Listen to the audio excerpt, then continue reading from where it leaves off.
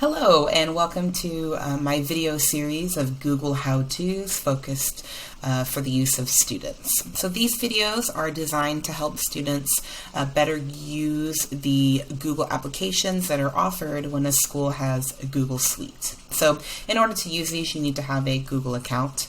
And one of the first video here is going to be about Gmail, which is a Google email.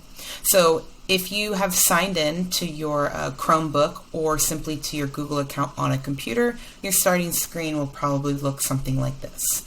To double check, up in the right hand corner, there's a circle with your initial in it. And then if you hover, you can see that you are logged in.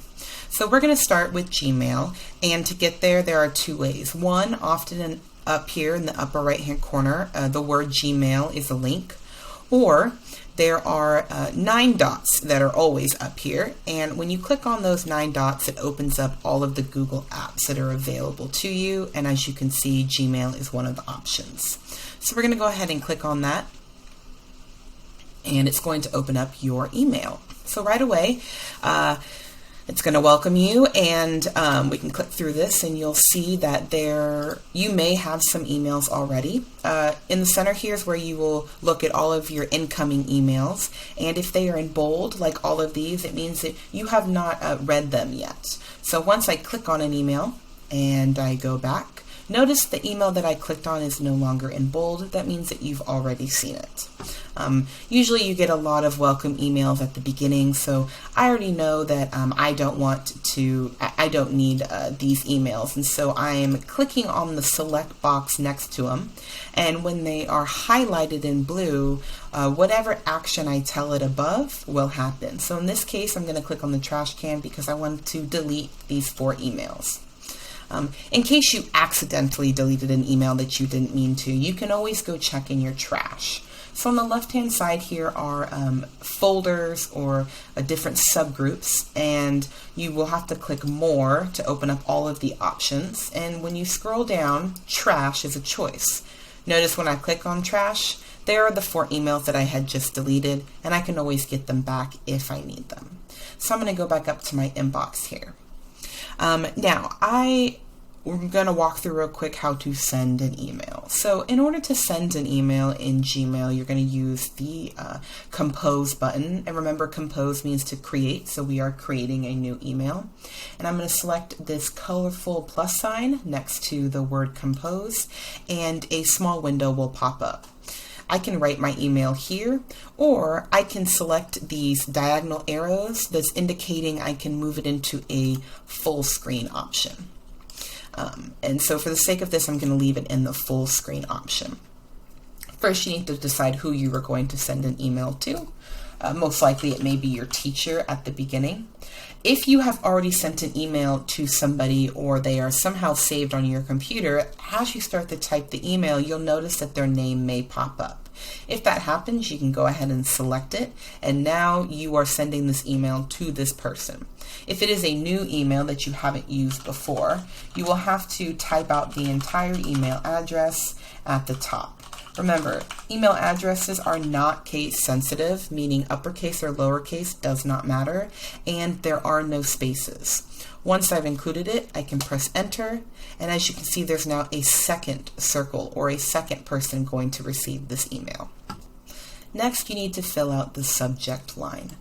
Now, the subject line is an area to place a couple of words that will be included at the very beginning of your email when the person who's receiving it sees it in their inbox, like we saw a moment ago. And so this is where you want to basically quickly explain what your email is about. That way, the person receiving it can decide whether they want to read it right away or not.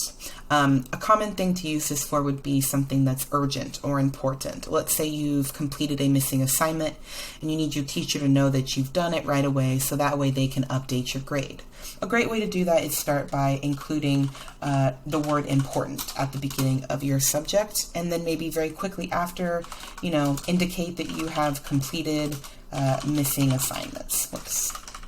That you've completed missing assignments, and I'm writing that in here so that way my teacher knows.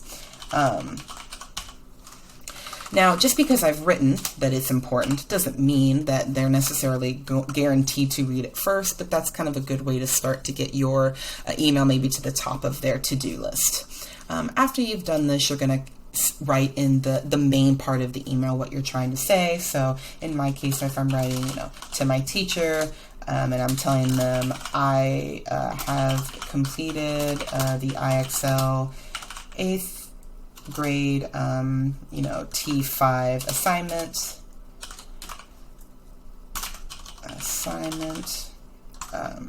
Can you please grade it as soon as possible? Now, if you notice while I was writing, Google predicted what I was going to say, and in this case they were correct. And so if you do agree with what's grayed out, you can actually press the tab button, and it went ahead and finished the rest of the sentence for me.